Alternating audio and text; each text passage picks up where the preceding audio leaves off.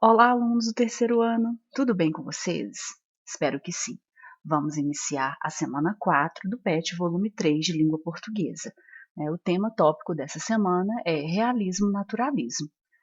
Ei, estudante, a semana 4 começa agora e nela iremos conhecer um pouquinho de importantes escolas literárias, o realismo e o naturalismo.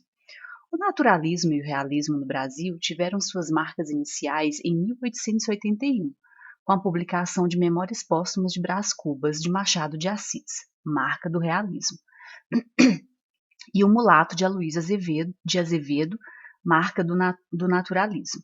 Esses movimentos literários surgiram na Europa e chegaram ao Brasil em tempos de revolução política, econômica e social. Ambos são contrários ao romantismo e negam a fuga à realidade. Prezam por descrições detalhadas, discutem falhas e propõem mudanças de comportamentos humanos e das instituições. Porém, elas apresentam algumas diferenças que vamos ver melhor no infográfico abaixo. Então, nós temos aqui um infográfico, em que tem aí o realismo versus naturalismo, características do realismo versus características aí do naturalismo. Comparação entre os dois movimentos literários. Então, nós temos, no realismo, nós temos a linguagem. Qual que é o tipo de linguagem do realismo?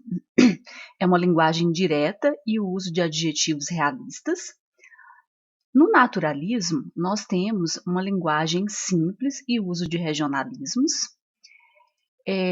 Personagem do realismo. Nós temos heróis, são pessoas comuns, com defeitos, personagens com elaboração psicológica trabalhada. Já no naturalismo, o ser humano é mostrado como animal, personagens patológicas. As influências, No realismo, nós temos o materialismo, o universalismo, o cientificismo, e no naturalismo, nós temos o objetivismo científico e o determinismo. A narrativa, no realismo, são descrições de ambientes e personagens, é uma narrativa lenta. E no naturalismo, nós temos demonstração de detalhes, harmonia e clareza na composição. Os principais temas do realismo: vida cotidiana, críticas às instituições sociais e aos valores burgueses, e os principais temas do naturalismo são sensualismo e erotismo, temas mais sombrios e engajamento social.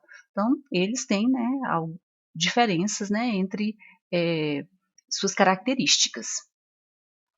Então vamos lá. O principal autor do naturalismo no Brasil foi Aloysio Azevedo, 1857-1913. Além de O Mulato, em 1881, o autor também publicou Casa de Pensão, 1884, e O Cortiço, 1890. Já no realismo, Machado de Assis, 1839-1908, foi o principal autor. Entre suas obras destacam-se Memórias Póstumas de Brás Cubas, Dom Casmurro, Esaú e Jacó e Memorial de Aires. Então, vimos aí, é uma leitura bem superficial, de cada escola literária, tanto do realismo quanto do naturalismo. E aí, se vocês quiserem aprofundar mais, façam uma pesquisa mais detalhada sobre cada escola literária. Mas pelo que tem aqui, no PET, dá sim para responder as atividades. Então vamos lá. Número 1. Leia o primeiro parágrafo do romance Memórias Póstumas de Brás Cubas, de Machado de Assis. Depois responda o que se pede. Então, nós temos aqui, o primeiro parágrafo do romance. Algum tempo hesitei se devia abrir essas memórias pelo princípio ou pelo fim. Isto é, se poria em primeiro lugar o meu nascimento ou a minha morte. Suposto o uso vulgar seja começar pelo nascimento, duas considerações me levaram a adotar diferente método. Então, ele começou o livro dele, pela morte. Ele narrou a morte dele. A primeira é que não sou propriamente um autor defunto, mas um defunto autor. Então, ele já era um escritor e ele narrou, ele escreveu sobre a sua morte, como se fosse um defunto, alguém já morto narrando a morte. Para quem acampa foi outro berço. A segunda é que o escrito ficaria mais galante e mais novo. Então, ele colocou aí duas considerações. Por que ele começou o livro dele narrando a sua morte? Porque ele era um defunto autor, ele é diferente, ele se sentia diferente, queria mostrar algo diferente dos outros escritos, e porque também ele achava que o texto ficaria mais galante, mais novo. Então essas são as duas considerações que ele fez, né, por contar a história dele pela morte. É como se contasse pelo fim. Quais foram as duas considerações que levaram Brás Cubas a contar em primeiro lugar a sua morte? Então foram essas, né, que ele se considerava um defunto autor, né, ele queria fazer diferente, e a segunda é que ele achava que o texto ficaria mais galante, ficaria mais novo, né, fazendo diferente. Então vamos ao número 2. Ainda sobre o trecho lido de Memórias Póstumas de Brás Cubas de Machado de Assis, responda. O romance narra, em vida, que Brás Cubas escreveu vários poemas e artigos para jornais e revistas. Como isso confirma o fato de que ele é um defunto autor e não um autor defunto? Pois por se tratar de memórias, né, e estas são contadas pelo próprio defunto, ou seja, um defunto autor, mostrando a habilidade de um morto escrever a própria história da sua maneira. É como se ele quisesse escrever, ele já era escritor, né? Ele já tinha vários poemas e artigos publicados, e ele queria escrever de uma forma diferente, mostrando, sem interferência, né? Contando da sua forma a sua morte. Agora, para responder às perguntas, você precisa ler um trecho do romance O Mulato, de Aloysio de Azevedo. Raimundo, né, esse trecho aí, retirado do romance O Mulato, retrata, né, a história de Raimundo, que é um homem descendente de escravos, né, e ele é rejeitado pela família de uma moça a qual ele queria se casar, mas a família não aceitou. Então aí nós presenciamos aí o preconceito racial, né, e que ainda perdura, né, em nossa sociedade, infelizmente. Raimundo tornou-se lívido. Manuel prosseguiu no fim de um silêncio.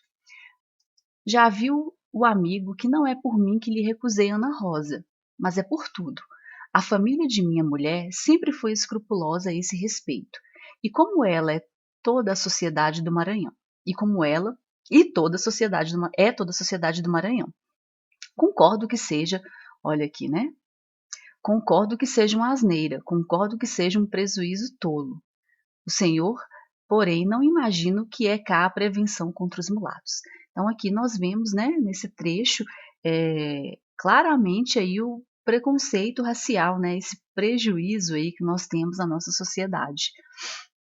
Nunca me perdoaria um tal casamento, além do que, para realizá-lo, teria que quebrar a promessa que fiz à minha sogra, de não dar a neta senão a um branco de lei, português ou descendente direto de portugueses. Outro traço aí, né, do preconceito. O senhor é um moço muito digno, muito merecedor de consideração, mas foi forro à pia, e aqui ninguém o ignora. Eu nasci escravo? Sim, pesa-me dizê-lo, e não o faria se a isso não fosse constrangido, mas o senhor é filho de uma escrava e nasceu também cativo. Raimundo abaixou a cabeça. Continuaram a viagem, e ali no campo, à sombra daquelas árvores colossais, por onde a espaços a lua se filtrava tristemente, ia Manuel narrando a vida do irmão com a preta Domingas. Quando, em algum ponto, hesitava por delicadeza em dizer toda a verdade, o outro pedia-lhe que lhe prosseguisse francamente, guardando na aparência uma tranquilidade fingida. O negociante contou tudo o que sabia. Mas que fim levou minha mãe? A minha verdadeira mãe? Perguntou o rapaz quando aquele terminou. Mataram-na? Venderam-na? O que fizeram com ela? Nada disso. Soube ainda há pouco que está viva. É aquela pobre idiota de São Brás. Meu Deus! Exclamou Raimundo, querendo voltar à tapera. Que é isso? Vamos, nada de loucuras. Voltarás noutra ocasião. Calaram-se ambos. Raimundo pela primeira vez sentiu-se infeliz. Uma nascente má vontade contra os outros homens formava-se na sua alma, até aí limpa e clara. Na pureza do seu caráter, o desgosto punha a primeira nódoa. E, querendo reagir, uma revolução operava-se dentro dele. Ideias turvas, enroladas de ódio e de vagos desejos de vingança, iam e vinham, atirando-se raivosos contra os sólidos princípios de sua moral e da sua honestidade. Como no oceano a tempestade assula contra um rochedo os negros vagalhões encapelados.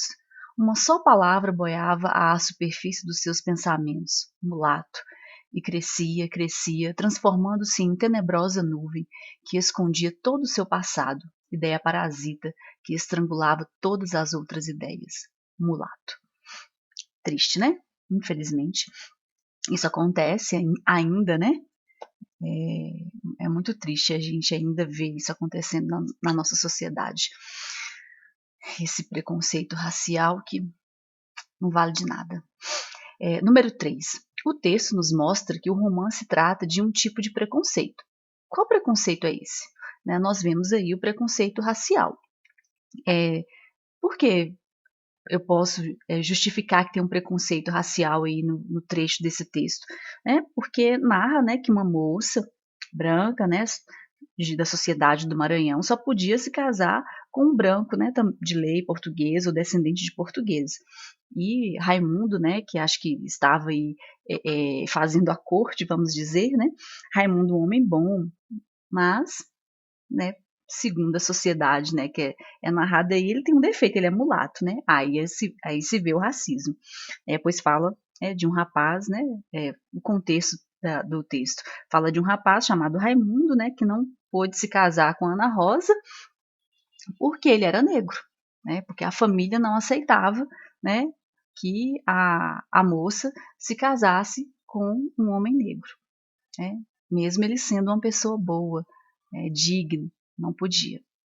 Então esse é o preconceito, essa justificativa. 4. O texto apresenta indícios de um prejuízo social? Sim. Qual trecho pode comprovar essa afirmação? Como este prejuízo ainda está presente na nossa sociedade? Nós podemos, eu já havia até marcado antes, concordo que essa asneira, que seja uma asneira, concordo que seja um prejuízo tolo. O Senhor, porém, não imagina o que é por cá a prevenção contra os mulatos. Então, nós podemos colocar esse trecho do texto aí, como essa justificativa. E ainda está presente na nossa sociedade, As pessoas ainda têm muito preconceito pelos negros, pelos afrodescendentes, E besteira, por conta de cor, não diz nada. Nós somos todos iguais, independente de raça, independente de cor, independente de qualquer gênero, somos todos iguais. Então, finalizamos aqui a semana 4 do PET volume 3 de Língua Portuguesa do terceiro ano. Espero ter contribuído com vocês. Fica aqui meu forte abraço e até a próxima aula.